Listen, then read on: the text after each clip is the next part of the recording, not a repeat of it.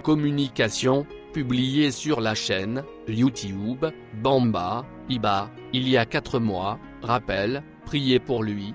Cela arrive rapidement, afin qu'il ne participe pas à novembre 2024. Intercesseur, à vous de jouer, frère Junior.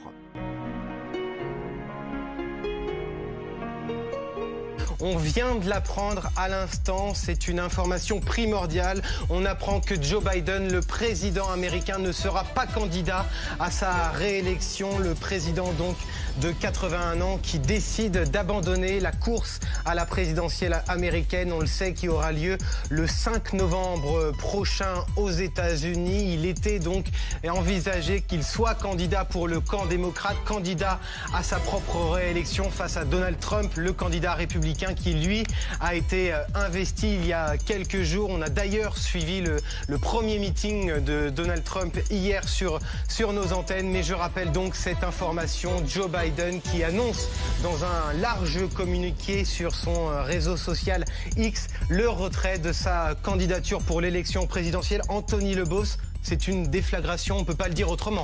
Il y avait des rumeurs effectivement qui circulaient, notamment cette semaine. Plusieurs cadres du parti démocrate de Joe Biden pressaient le président américain de se retirer de la course. Effectivement, il y a ce communiqué qui a été publié il y a précisément 11 minutes sur le compte X du président Joe Biden. Voici ce que dit Joe Biden dans ce communiqué. Ça a été le plus grand honneur de ma vie de vous servir en tant que président. Il s'adresse à ses concitoyens américains, mais je crois que c'est dans le meilleur intérêt de mon parti ainsi que de mon pays de me retirer et de me concentrer uniquement dans la réalisation de ma fonction de président jusqu'au terme de mon mandat. Il précise également, Joe Biden, qu'il s'adressera à la nation un petit peu plus tard dans la semaine pour expliquer cette décision. C'est donc une décision qui vient de tomber, décision historique, parce que Joe Biden s'accrochait ces derniers jours en quelque sorte à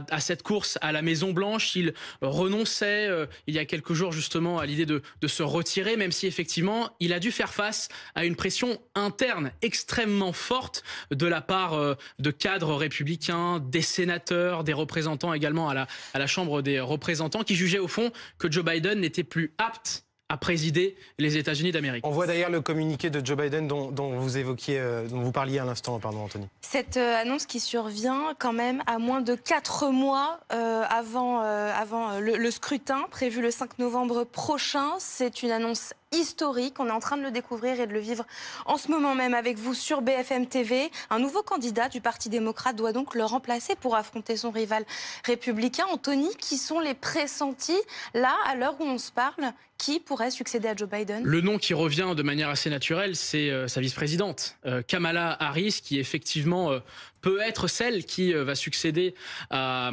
Joe Biden dans la course à la Maison-Blanche. Mais il y a une date qui est extrêmement importante chez les démocrates, c'est le 19 août prochain. Pourquoi le 19 août? Parce que le 19 août prochain, c'est la convention des démocrates. On avait assisté cette semaine à la convention nationale des républicains pour investir de manière officielle Donald Trump en tant que candidat de son camp. Le 19 août, il faudra un nom pour les démocrates dans cette course à la Maison-Blanche, effectivement. Et donc, il y a des paris de la part de bookmakers notamment qui parient sur des noms, certains sénateurs, effectivement Kamala Harris également, qui pourrait prendre la relève dans cette course à la Maison-Blanche. Est-ce que si ce retrait avait eu lieu après l'investiture dont vous parlez le 19 août prochain, il aurait été possible, il aurait été réalisable dans la Constitution? Est-ce que c'est possible? Alors normalement, quand on signe effectivement en tant que candidat officiel du camp démocrate, on ne peut guère se retirer. En tout cas, ce serait risqué. Il n'y aurait pas eu de précédent. Donc Joe Biden a été pressé par son camp justement de se retirer